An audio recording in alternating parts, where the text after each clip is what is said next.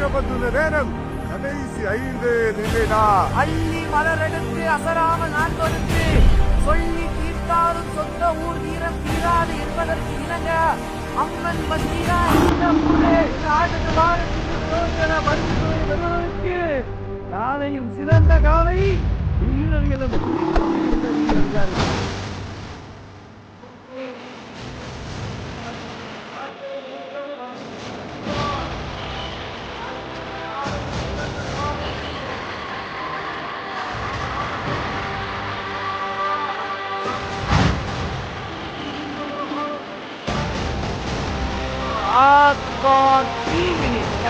ஒதுக்கப்பட்டுள்ள நேரம் கடைசி 3 நிமிடம். ஒன்றால் இழப்புகின்ற காலையா அதை வீரர்களாக பொறுத்திருந்து பார்ப்போம்.